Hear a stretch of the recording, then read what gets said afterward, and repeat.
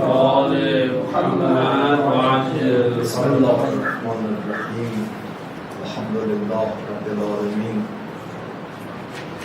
و صلی الله علی سیدنا و نبینا ابی القاسم المصطفى محمد.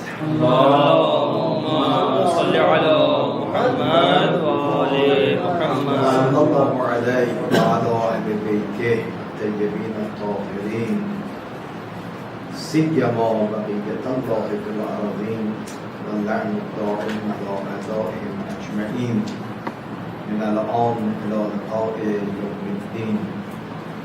اللهم نور قلوبنا بالقرآن ووفقنا للعمل به. لا حول ولا قوة إلا بالله العلي العظیم. خب بحثمون در رابطه با الگویی بود، یعنی انسان به جایی برسه که دیگران سرمشق زندگیشون رو از او بگیره در همه ابعاد. دیروز عرض کردیم کسی میخواد الگو برای دیگران بشه باید اون خوراک و محتوای الگویی رو داشته باشه. و الا انسانی که خود تهی باشه از ارزش‌ها نمیتواند ارزش‌ها رو به دیگران منتقل کنه. یه روایتی است امیرالمؤمنین علی علیه السلام به همین مسئله اشاره داره. فرمود کیف یصلح غیره من لم یصلح نفسه. چه روایت زیباست. کیف یصلح غیره، چگونه انسان میخواد دیگری رو اصلاح بکند در حالی که خودش رو اصلاح نکرده باشه. بله؟ یه تعبیری رو من در رابطه با منتظران باقی امام زمان دیدم، خیلی قشنگه. خوب تعبیر کنید. منتظران مصلح کل باید صالح باشند. منتظران مصلح کل باید صالح باشند. امام زمان سلام الله علیه مصلح عالمه. حالا من میخوام بگم منتظر امام زمانم. تا زمانی که صالح نشم نمیتوانم منتظر مصلح باشم. چرا؟ چون باید یک تناسبی بین منتظر و منتظر باشد. سنخیت باید باشه.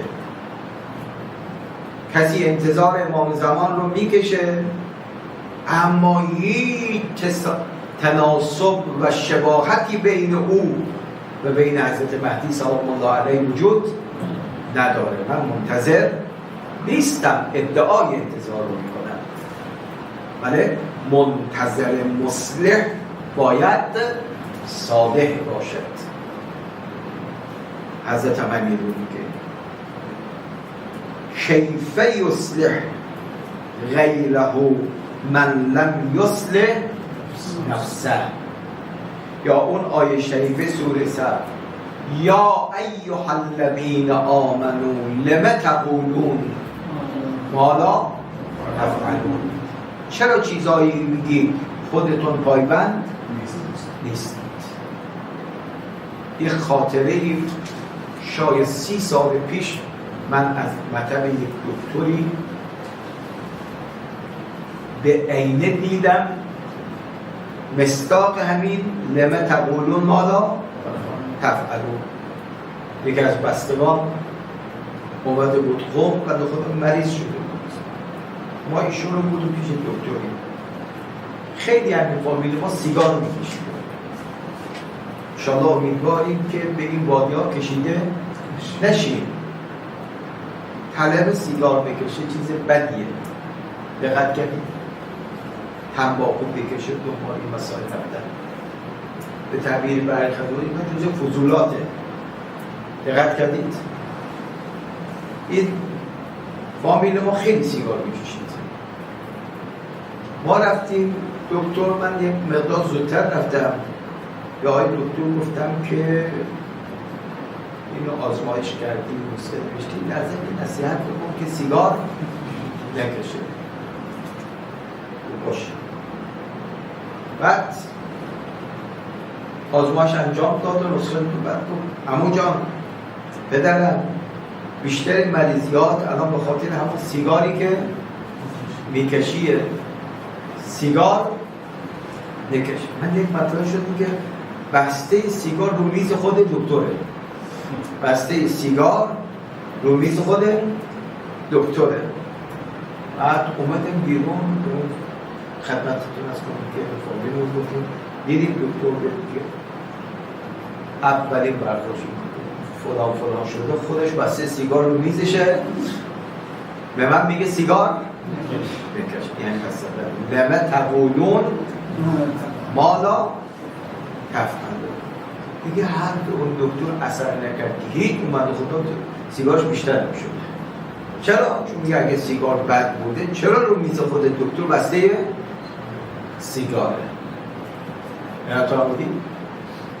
پس الگودهی کسی میتواند الگو باشد که اون محتوا درش باشه.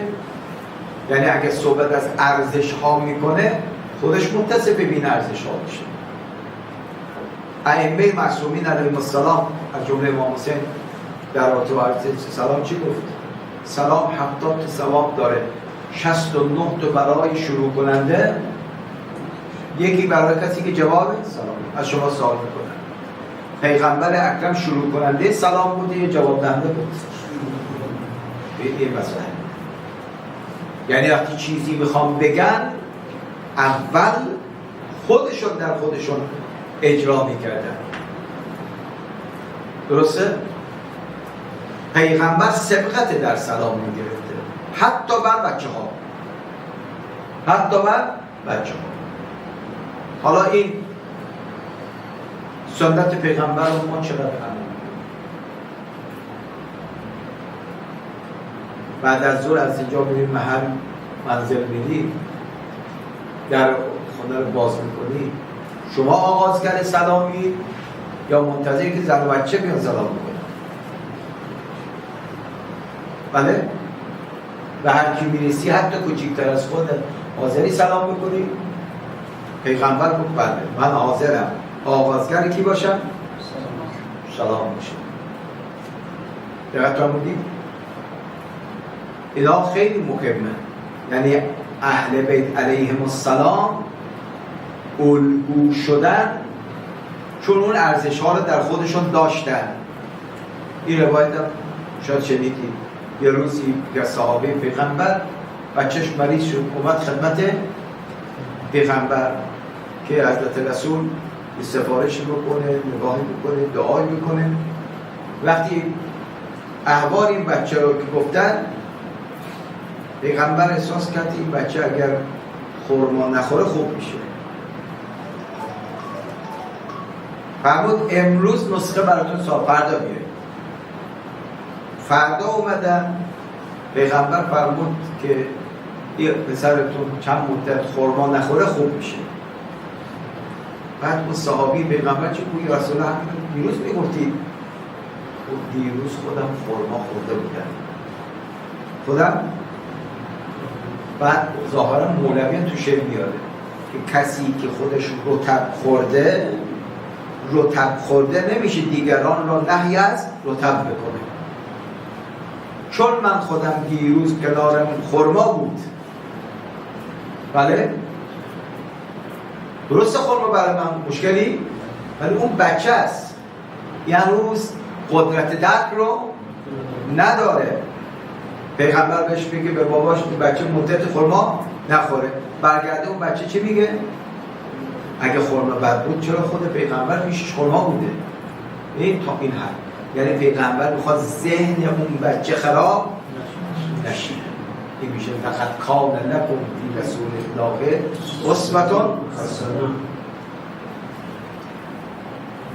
پس اول شرط الگودی اینه که خود اون الگو صاحب چی باشه؟ ارزش ها باشه، فضائل درش باشه، رذائل درش نباشه. اگر میگه آقا غیبت حرامه، این اهل غیبت نباشه. دروغ حرامه، دروغ درست شد. امروز میخوام بحث جدیدی بگذاریم در رابطه الگویی. کجاها باید الگو باشیم؟ بله؟ کجاها باید الگو باشیم؟ خیلی قرآن خوبی داریم، خیلی قرآن خوبی داریم. قرآن 3 حوزه برای الگویی معرفی کرده. انشاءالله بخونیم 3 حوزه الگویی معرفی. یک الگویی در حوزه اعتقادات، بخونیم من آیاتش. در حوزه اخلاق و در حوزه رفتار. جالب این که دیشب داشتم مطالعه می‌کردم، غالب الگوهایی که قرآن معرفی میکنن جوان هستن. جوان میتونه الگو برای، پس الگو شدن لازم نیست که پیر بشیم تا برای دیگران الگو بشیم. نه، در همین سن جوانی هم میتونن الگو برای دیگران بشه. منتها اولین جایی که ما میتونیم الگو برای دیگران بشیم در حوزه اعتقادات. سروران محترم، سعی بکنیم اعتقادات خود، زن، بچه‌مون رو درست کنیم. چون انسان وقتی عقیدش محکم و درست باشه، ریشه دار باشه، در حوزه اخلاق و رفتار هم درست میشه. عقیده. لذا اولین قدمی که اسلام برمی‌داره در حوزه چیه؟ اعتقادات.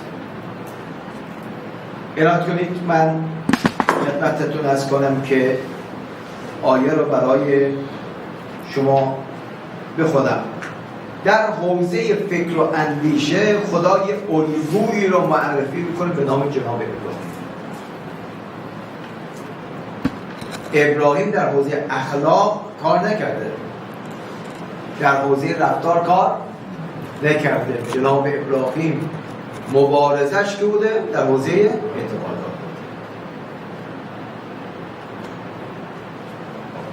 برای فکر ما روی مباحث خدمت تصمیم اعتقادی و الگویی از نگاه قرآن نداریم. دقت نمی کنیم، آیات رو میخونیم اما دقت تو ظریفکاری های قرآن نیست. پس اولین و مهمترین قلمرو الگودهی که الگودهی در حوزه اعتقادات. اگر میخواد الگو بشی در حوزه اعتقادات باید مراتب رو هم رعایت کنی. کاری که میخواد روز آخر بری روز اول مطرح بکن یا نکن؟ نکن. باید قدم به قدم آدم بره عقیده افراد رو درست کنید. عنایت کنید اولی کاری که خدمتتون عرض کنم که جناب ابراهیم انجام داد ایجاد سؤاله. ایجاد سؤال جهت برقراری ارتباط با طرف مقابل. ابراهیم هم روز اول بد و بیراه به بتاشون نکرد. همون روز اول تبر به دست نگرفت که بتها رو بشکنه. مرحله اول ایجاد سؤال، طرح سؤال. آیه رو نوت کنید، سوره انبیاء آیه 50. ولقد آتینا ابراهیم رشده من قبل. این آیه میخواد بگه الگوده باید از همون محتوا برقرار باشه. یا آیه رو بکنید لقد آتینا ابراهیم رشده من قبل. جناب ابراهیم قبل از این که پا به عرصه مبارزه بگذارد خودش به رشد رسیده بوده. بله؟ ما از قبل رشد را به ابراهیم دادیم. یعنی همه چیزی که یک الگوده باید داشته باشه را ابراهیم دارا بود.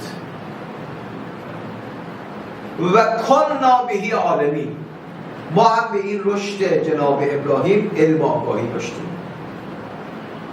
از کجا ابراهیم آدم رشیدی بود؟ الگوده بود.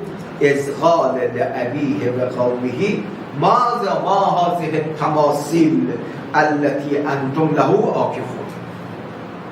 و این تمثال هایی دارید که بر او سجده می‌کنید، اینا چیه؟ سوال، ابراهیم نمی‌دونست اینا بودن؟ ها؟ نه، ابراهیم که بود رو می‌دونست. می‌خواست یه تلنگری به حقیقت‌های مثل اینا چیه؟ چه خاصیتی دارن که انسان به بت سجده بکنه؟ ما هذه التماثیل التي انتم لها عاکفون. اونا در جواب گفتن وجدنا آباءنا لها عاکفون. ما دیدیم اجدادمون بر اینا سجده میکنن، ما هم سجده میکنیم. درست شد؟ قدم بعدی گفت که کارتون اشتباه است. بله؟ طرح ایجاد سؤال، بعد بیان نقص در مقابل، طرف مقابل. انتم و آباؤکم فی ظلال مبین. هم کار شما اشتباه است، هم کار اجداد شما اشتباه است که بر بت سجده میکنید. دقت کردید؟ پس اولین گامی که انسان برای اصلاح عقیده میخواد وارد بشه، بله، طرح سؤال و بیان نقص اون کار شما اشتباه بوده است. یا در آیه 74 سوره انعام هم میگیم و اذ قال ابراهیم لابیه آزر اتتخذ اصناما آلهه. آیا این بت‌ها رو به عنوان آلهه و خدایان خود انتخاب کردید؟ انی اراک و قومک فی ضلال مبین. من توی آذر که عموی منی و جماعتی که دور بر تو هستن همه تو در گمراهی هستید. خب تا این مرحله فقط اومد خدمت از کنم روشنگری کرد که آقا این خدایی که شما قبول دارید، بله، به درد خدایی نمیخوره. مرحله بعد اعلان موضع خودش، اعلان موضع خودش. سوره ممتحنه آیه قد کان لکم اسوة حسنة فی ابراهیم والذین معه اذ قالوا لقومهم. ابراهیم و پیروانش به قوم خودشون گفتن انا براء منکم و من ما تعبدون من دون الله. ما از این که شما میپرستید براءت میجوییم، ما این خداها رو قبول نداریم. بعد ادامه ده کفرنا بکم و بدا بیننا و بینکم العداوة والبغضاء ابدا. تا زمانی که شما اینها این بت‌ها رو میپرستید، بین ما و شما، بله، بین ما و شما ارتباط معنا ندارد. خب این هم میشه مرحله دوم. مرحله سوم اقدام عملیه. بله، اقدام عملی یعنی وقتی طرف مقابل رو ارشاد کردی، حقایق رو براش روشن کردی، باز میبینی داره بی جهت سرسختی نشون میده، نه، اینجا با مظاهر فساد رو انسان از بین ببره. سوره انبیاء 57 تالله لأکیدن اصنامکم بعد ان تولوا مدبرین. یه روزی به حساب این خداهاتون میرسید، زمانی که نباشید. فجعلهم جزازا. بله فجعلهم جزازا. بله شماست قطعه شما الا کبیرا لهم لعلهم الیه. هدف ابراهیم باز اینه که اینا برگردن. بله با حرف من اگر قانع نشدم برنگشتن، حداقل با این عمل من برگردن. این میرسانه که یک شخصی الگوده، گاهی اوقات الگودهیش گفتاریه، گاهی اوقات الگودهیش چیه؟ رفتاری عملیه. اونجا نصیحت کرد، اینجا اقدام کرد. بله؟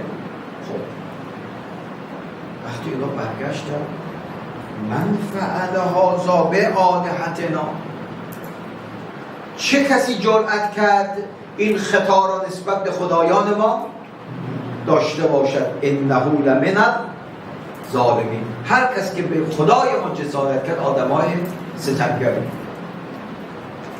یعنی گفتم که الگویی ها تو قرآن جوانن. انبیا آیه 59 کامل یکی آمد گفت سمعنا فتن، سمعنا فتن یذکرهم یقال له ابراهیم. ما شنیدیم یک جوانی هست ذکر او زیاد میشه، اسمش هم ابراهیمه. شاید این کاره اون باشه. درست شد؟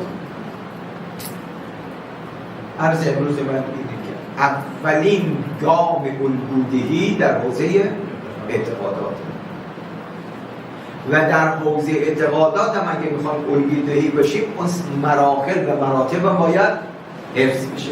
یعنی اول ایجاد سوال، بعد روشنگری، بعد اقدام. همون روز اول به سمت اقدام نرو. بله؟ چرا قرآن میگه به آلهه کفار فحش نده؟ لا تسبوا آلهتهم، چون اونا هم برمیگردن به خدا فحش میدن. دقت کردید؟ نه اصلا فحش تو منطقه مسلمان وجود نداره.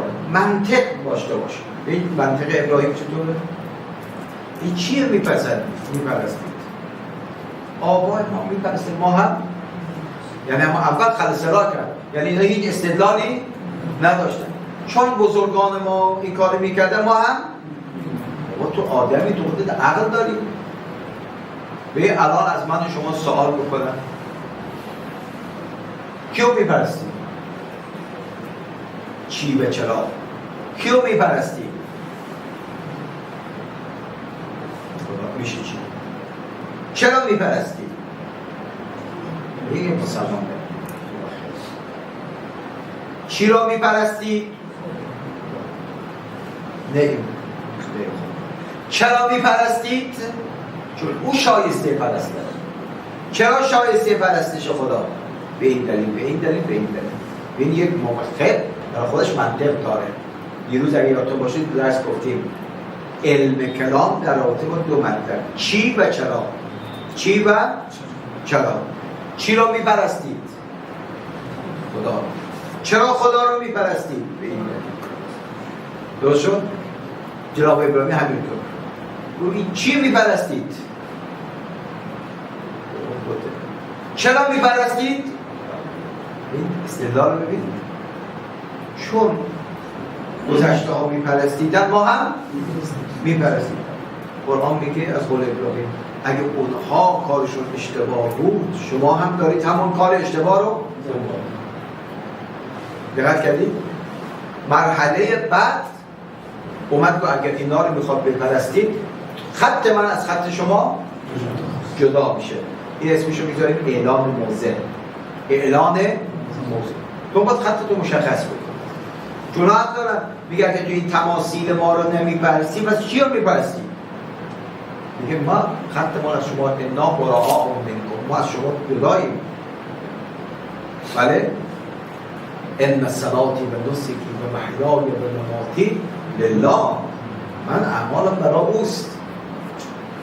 خط ما پس اول ایجاد سوال یا روشنگری، دقت کردیم.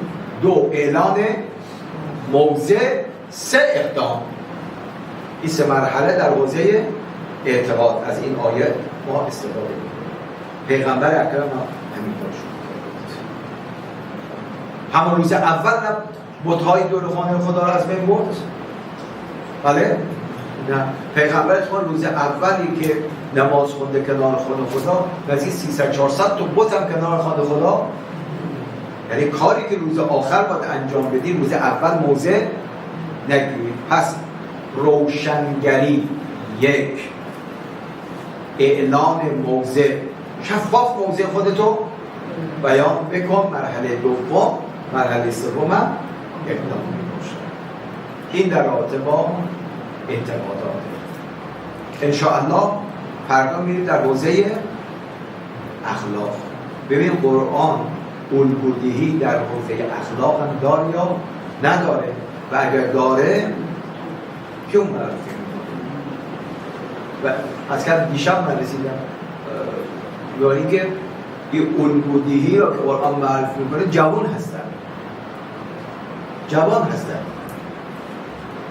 من فعل هذا سمعنا فتن. بله؟ کی بود این کار را انجام داده؟ یه جوان. بشون قرآن هم بعد میاد که قد کان لکم اسوة حسنة فی ابراهیم این کار را انجام میده که برای شما یه اسوه و الگو باشه. پس ما هم میتوانیم چون الگو اختصاص به زمان خاص نداره، تو همه جا ما میتونیم، بله همه جا میتونیم همین مرحله‌ای که الان گفتیم در حوزه اعتقاد تو با منطق شروع بکنیم، حرف خودمون رو بزنیم. خدایا به محمد و آل محمد قسمت می‌دهیم ما را آشنای به قرآن و توفیق عمل به معارف قرآن و اهل بیت عنایت بفرما.